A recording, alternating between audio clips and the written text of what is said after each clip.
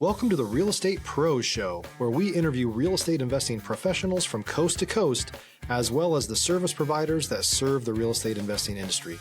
Our goal is simple: share what's working now to help you improve and scale your business to the next level and meet the pros that can help you get there. Real Estate Pros is powered by Investor Fuel, America's leader in helping real estate investors and professionals build the business you need to live the life you've always dreamed of. Let's start today's show. Property insurance for real estate investors doesn't have to be difficult, but it does need to be there to protect you when you need it. MyInvestorInsurance.com not only provides insurance at 15 to 30% cheaper than traditional agencies, it's built specifically for real estate investors like you. You can set up an account in about 2 minutes, get quotes on properties, turn on and turn off insurance for your fix and flip or rental properties in around 2 minutes without having to talk to anyone directly, all through our portal. There's no better way or faster way to make sure you've got the coverage you need to protect you, and no more lengthy policies either. Once you're set up, you're billed monthly and prorated by the day for however long your policy is active. It's powered by MSI, the third largest independent MGA, with 1.5 million customers and more than $1 billion in cumulative premiums written. Get set up today in about 2 minutes at myinvestorinsurance.com/fuel. Hey guys, welcome back to the show. I'm your host, John Harcar, and we are here today with Hampton Scurlock. And what we're going to talk about is using your IRA to fund real estate deals. Remember guys, at Investor Fuel, we help real estate investors, service providers, and really all real estate entrepreneurs 2 to 5x their business by providing the tools and resources that allows them to build the business they've always wanted to build and in turn live the life they've dreamed of. Hampton, welcome to our show. Yeah, glad to be here. Thanks for having me, John. Man, I appreciate it. I appreciate you being on here, and I look forward to talking about how to use the IRA. It's been a big topic on a lot of my recent podcasts. But before we get into that, before we get into the weeds, why don't you tell our audience a little bit about who you are, where you're from, how you got into real estate, kind of how you got here. Sure. I'd love to do that. I'm actually in Louisville, Kentucky area, and I'm the vice president of our local RIA. Been investing since the 90s while I was in college and right out of college, and then got serious with it in 07. So right after college, I was getting licensed, and I was a certified financial planner and accountant in a previous life. So a lot of my time was spent helping people, build wealth, save on taxes, become millionaire, multimillionaires, and just making smart investment choices. Sure. And after several years of doing that and going through their taxes, all the ones that had a lot of success and living the good life and had, 7-figure bank balances and they built up wealth, they all had one thing in common, was that they had real estate and or business, but generally it was real estate. So I thought I really needed to do what they're doing. And so I started buying up houses and got serious with it. And had pretty, good timing because this market was going down in 06, 07. That's really when I was starting to buy. And I was one of the few buyers in the area. So I was getting really, really good deals at the time and just kind of kept on buying, throughout the ups and downs over the years. And, built up a decent portfolio, stumbled into wholesaling, started flipping, got into some commercial property. So a little bit of everything over the years, but just start off as a buy and hold investor, not knowing what to do, just know I needed to buy real estate. And I had some mentors, tell me, don't need to wait to buy real estate. You need to buy real estate and wait. And wait. Yeah. Get the equity growing.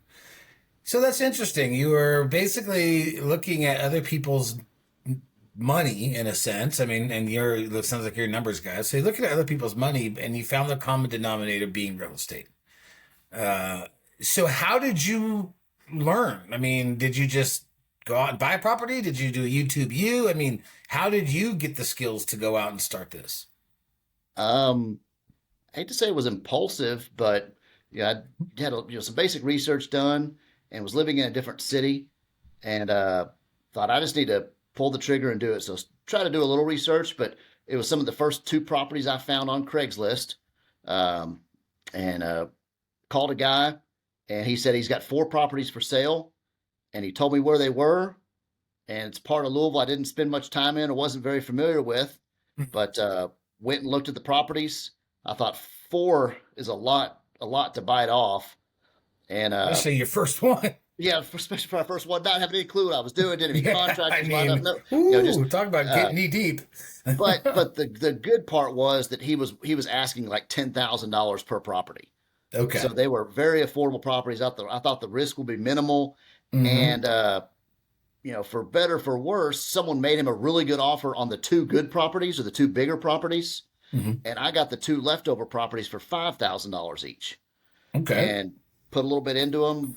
I used IRA money to buy it because my plan was to just had savings built up. I practiced what I preach. I put money away. Bought those properties using the IRA, fixed them up a little bit, and then had them rented out, and it was all profit. Nice.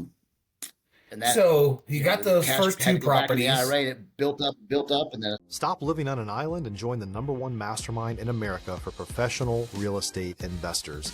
Investor Fuel is a community of hundreds of the nation's top investors working together to build stronger businesses and better lives.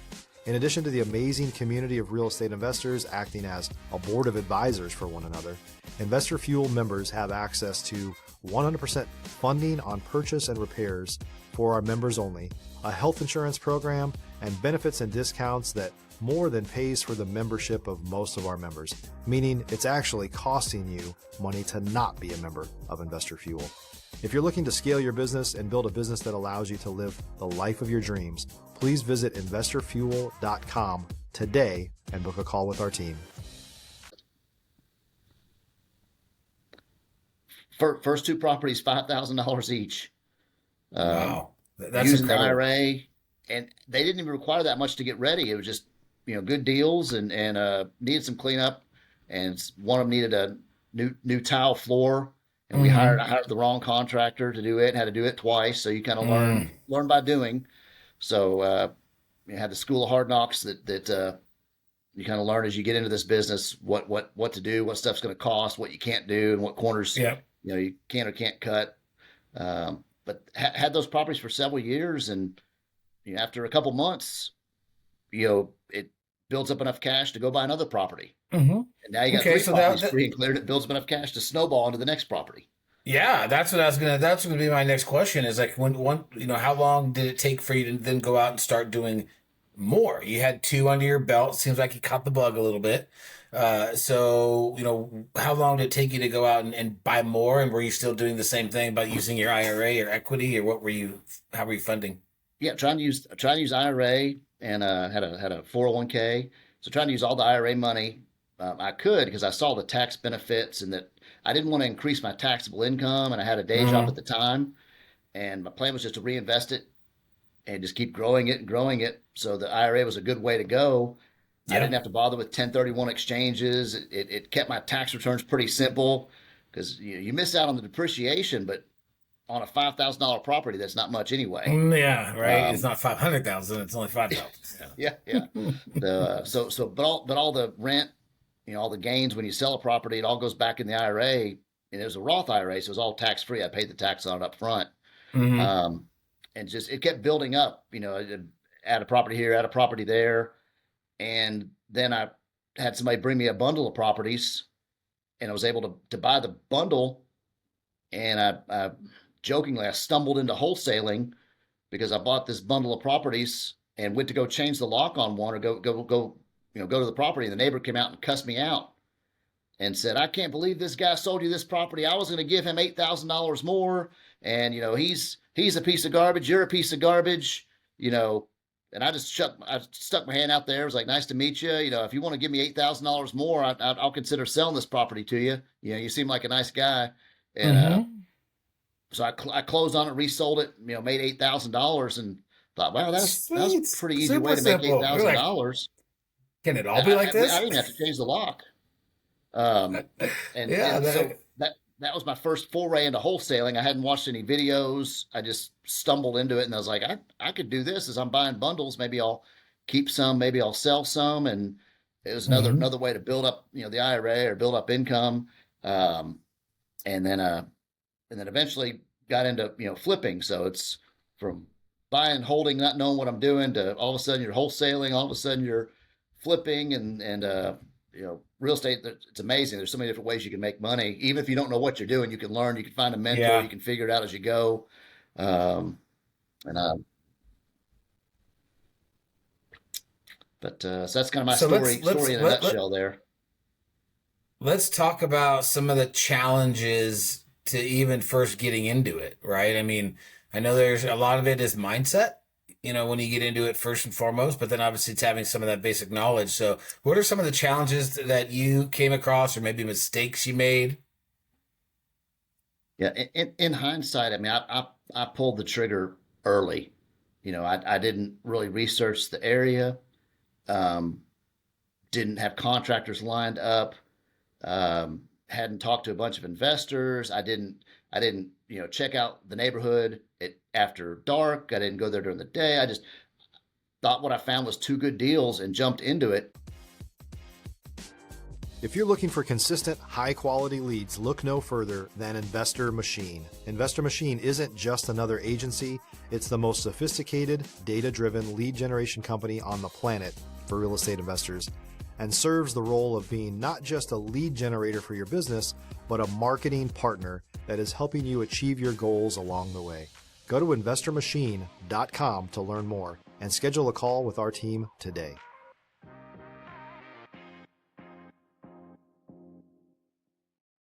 And it all worked out. And my thought was the risk was so little, but I did have family and friends tell me I'm crazy because, 06, 07, the market was crashing. Mm-hmm. That's why these houses were so cheap. And I had a Yeah. family member tell me, what do you think? And why are you going to, real estate's down 50%. What if it drops another 50%? And I had to tell this family member, I said, look, it's a $5,000 house. It'll rent for $700, back then. I said, even if the darn thing blows up or blows away or sinks into the ground, I've got another one next door. I've got the lot I can sell. My downside's pretty minimal, and I'm not planning on selling it. So if it's worth $5,000 a day and it's worth $2,500 next year, I'll just keep renting this sucker Keep until renting I'm it out, old and making gray, and now money I'm on halfway it. there. Yeah. Yeah. Well, and that's what a lot of people don't understand too. Is right. Yes, it was in a bad market. I mean, if it dropped another 50%, you have a lot more to worry about than you holding onto that house. Yeah. But they just don't get it. All they know is what the mainstream is out there, and they don't know. People that aren't informed don't know. Yep. A lot of doom and gloom out there. There's always ways to make money in real estate: up market, down market, sideways market. Mm-hmm. If you're innovative or smart, if you solve problems, that's one of the main things in being a real estate investor or being in the Yep. real estate field. Solve those problems, you'll make that money. Yep. So you're holding these properties, right? And you got some rentals. I mean, what made you decide you want to flip? Um, just you see TV shows, you talk to other people, you see the guys cashing the big checks like the golfers see on TV, Mm-hmm. um, and just at some point I thought, gosh, I could buy and hold these rentals, and they could spin off income, and it would take a little while to build up enough cash to buy another one, or I could occasionally flip one or buy one and hold it for a year or two, and then sell it or sell it to the tenant, and Yeah. then reinvest that money into two or three more properties, Okay. and keep the machine growing and accumulating that way with adding chunks of cash or chunks of equity into the pile and in the machine to keep it growing. Yeah, that makes sense. Okay, so now what does your business look like now? Like, do you have a team? Is it just you? Are you holding most stuff? Are you It's flipping, primarily wholesaling? What's me. your business kind of structure now? It's a little unique that we still do quite a bit. It's primarily me. I've got some Okay. people I do partner with. I do private lending. So one of the issues that some people run into when they're trying to do these IRA deals is you've got to have cash to do it or a partner, because many of the banks and private lenders won't loan to an IRA Hmm. because it's a separate entity. It's supposed to it's got to be a non-recourse loan. And so I found a little, kind of a niche that rather than having more properties or doing more flips and having those type of tenant and toilet issues, I can loan money out and help people grow their portfolios and have a little, different types of headaches, but a little more passive income and loan them money so they can grow their IRA. Yeah. I could grow mine at the same time, but I'm able to fund some of their IRA deals that the banks won't lend them money on. So it's the company's called IRA Lend, and IRALend.com. We focus in the Louisville area, but we'll do tri-state area, and it's been a nice little niche. For a lot of investors have liked working with me because they thought they'd have to keep contributing to their IRA or Mm-hmm. flip a property or sell something before they could do any deals in their IRA, and we're able to help them get started. Sometimes with little to no money, little to no of their own money. If the deal's good enough, we can make it happen. Did you have to go get any specific training, learn any specific processes or anything to do the lending, or just did you have that knowledge from back when you're doing the financial stuff? A little bit of knowledge from when I did the financial stuff, and if you're an investor, you've probably looked into borrowing money, or you've you know run into the cash going up and down, and you wondering, hey, is this flip going to sell? Is this person going to repay me? And If you're a new or newer real estate investor looking to launch or grow your real estate investing business, please check out Investor Fuel Club. It's a coaching community, but unlike anything you've ever seen before. And you can actually partner with members of our mastermind from coast to coast on deals right in your market. There's no better opportunity to build a consistent business than to literally partner with pros to help you avoid costly mistakes, avoid the need for capital to do deals, and help you eliminate your fears as you're starting your business. Learn more about Investor Fuel Club at investorfuel.com/club. I found 5 more deals, but I can only buy 4. Or which 4 am I going to buy? Or can I buy all 5 if I did this or did that? So I had some of the knowledge from before, but if you're an investor and you look to borrow money, that also helps you as a lender. So what 10 years ago I was in their shoes, and hey, this is what I would like to see as a borrower, or while still protecting myself as a lender. So you kind of learn what you're comfortable with and try to, you got to look at it from your perspective, but you also looked at it from your partners or your borrowers, Sure. the buyers, the sellers perspective as well. And just talk to other lenders, talk to other investors, and we find, a product or solution that works for most people, or try to at all costs. Mm-hmm. Now, just, are there specific properties or projects or things that you lend on versus don't lend on? yes, I don't want to do any loans to owner occupants. So it's kind of a no-no, or you find yourself subject to additional regulations. Mm-hmm. So it's primarily only for investors or known non-owner occupant loans.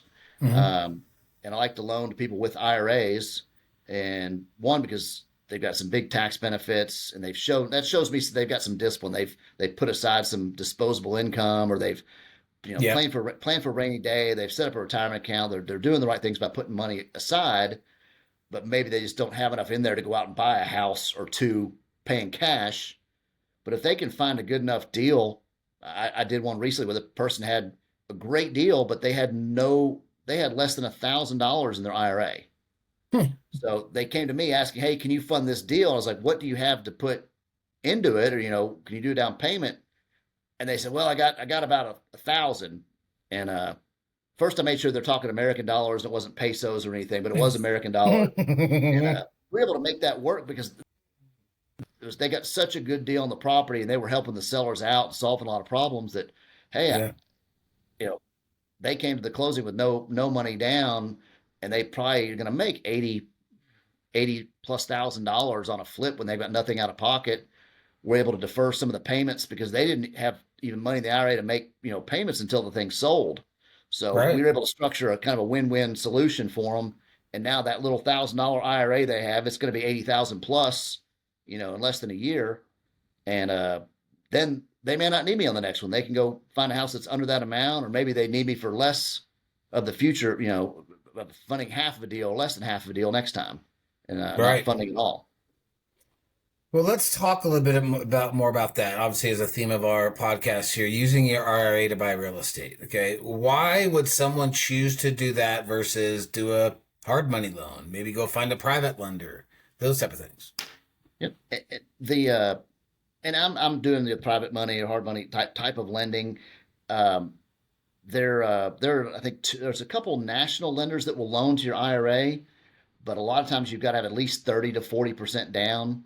Hmm. The payments are the interest rates are the 14 plus percent range, plus a few points, plus some fees up front, and so it's pretty costly. Um, but there's not many people doing these non-recourse loans. So the Yeah. banks, most hard money, most private money won't loan to your IRA. So it's kind of a niche product that there's not a lot of people doing those loans. So there's a good opportunity as a lender. It's sometimes tough if you're a buyer or investor looking for funds or looking for somebody to fund your IRA, because the banks just, because it's a non-recourse, you can't give a personal guarantee, so it's too much risk for the bank, and they Right. won't touch these type of loans. Right. Um, Okay. so you got to find a partner, find somebody like me or one of these national lenders that will actually do a non-recourse loan at decent enough terms where it still makes sense for you to pull the trigger and do a deal. Got it. What specific information does someone need to bring to you to be able to have you help them out? Yeah, we have a ability to actually partner with people. So sometimes we're able to do equity sharing. Other times it's just a straight loan type of a relationship. Mm-hmm. A few investors have come to me because they're newer and they may want some help. They may want to use crews or people that contractors that we've used to help get a flip done, and they need a little hand holding or consulting as part of the deal, so we can work or figure that out as well. But usually we want to see that they're their purchase price, they're getting the property at a good price, a good value, and that they know their actual repair numbers, and they'll be able to make a good profit, allowing for time delays, cost Sure. overages, materials that may go up in cost. And there's still enough margin there where we'll be repaid and they can make a profit and everybody's happy. So it's kind of a case by case basis, and I like to do repeat business or people I know and trust or I've done business with before. But we're also expanding and taking on new borrowers, new projects. It has to make sense. Okay. That makes sense. Is there any specific areas where you won't lend on or do If they anything like if they want to that? live in Any? the house, that's a no for a private lender. Um, and sometimes we'll tell people, said, hey, why are you doing this in your IRA? I'll have that conversation with them, and many times we'll talk them out of it. I'll Mm, say, hey, you could go borrow money. You got equity in your house. You've got cash outside of your IRA you could use. You wouldn't necessarily need a loan. And I've had one of my buddies says, hey, are you trying to talk yourself out of business? I was like, well, hey, you want to? I'll be okay one way or the other. I just want to make sure you're making the right decisions, and yeah. you think about all the possible sources of funding you have. And I've talked myself out of deals before where they've like, oh, I didn't think about that, or I could tap into that and do this and leverage that. So Mm, yeah, you don't need me. Come back to me for the next one, um, because the IRA, the rents and the gains have to go back inside the IRA, right. and they're supposed to stay there till 59 and a half, and you keep rolling them over and keep growing, growing, growing. So I've had some people say, well, I want to do this deal. I'm going to make $50,000, but I want to take, $10 or $15,000 and buy a truck or buy a car or take a vacation. And I have to say, well, I'm not an accountant. I'm retired from that. I'm not a lawyer, but you got to think about the taxes and penalties you may face if you pull this money out of your IRA. Why don't you do the deal outside your IRA, and then you can use that Yeah. money without penalties and restrictions? And sometimes they decide to do it, in an IRA. Other times it's outside, or they may split it up where they're actually doing a deal with some of their IRA owns and some they own, outside the IRA. There's some rules you got to follow, um, but that's a possibility as well. Or they partner with somebody and do some of it, in or outside their IRA, and partner with somebody else, so they're not having to Mhm. borrow. As long as everybody's bringing something to the table, and um, it's again, one of the other great things about real estate is sometimes you can have sweat equity, you can have expertise Yeah. that brings value, and you may get included on a deal, because you've got money or because you have a contact, or you're bringing something to the table that adds value Yep. in some way, shape, or form. 100%. 100%. And I love the fact that he says sometimes I tell people like, maybe it's not the right deal for them by work doing that. And I think that adds credibility and it adds, builds that trust factor, right? When you're being honest with people like that. So a lot of great nuggets today. If people want to get a hold of you and talk more about using the IRA or, really anything real estate, what's the best way to get a hold of you? Yeah, you can call or text. I've had the same cell phone since I started investing in the 90s. So it's still the same, but it's still a flip phone? It was the old StarTAC, the StarTAC 5000, whatever it was. You could put it on a necklace and have it, just about that big and open shut. Oh, that one, yeah. Yep. I remember my dad driving around with that big old one. It's like this big. It's like a big old, it's huge. This is way back in the brick, that big old thing with a, Yep. Okay, well, cool. But they can get hold of me. My cell phone number is 859-433-3095. The podcast we have is called Investor Tribe, and our website is invtribe.com, and we release a new episode every Wednesday, and it's kind of a local, regional type podcast. We get a lot of different speakers, a lot of good information on there, and try to have a lot of fun. It's usually wearing Hawaiian shirts and pretty laid back, and love it. I think that's why a couple of investors called me the dude, just because of the Hawaiian shirts, and then some of the other people was like, "Oh, it's the IRA guys," and then they kind of blended the two, and it was, "Oh, it's the IRA dude." The IRA dude. Yeah, right on.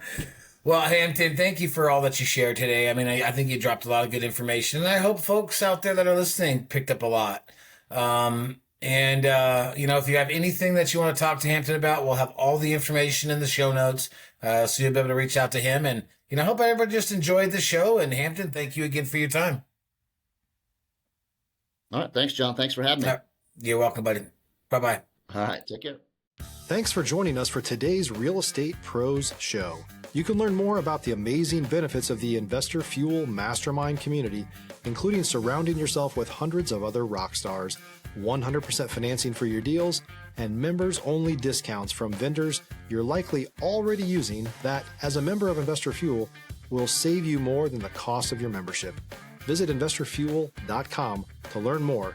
If you're interested in joining us as a guest of this show, please visit investorfuel.com/pros to apply.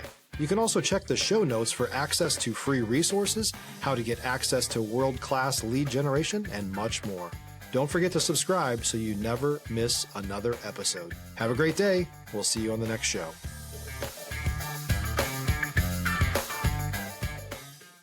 Stop living on an island and join the #1 mastermind in America for professional real estate investors.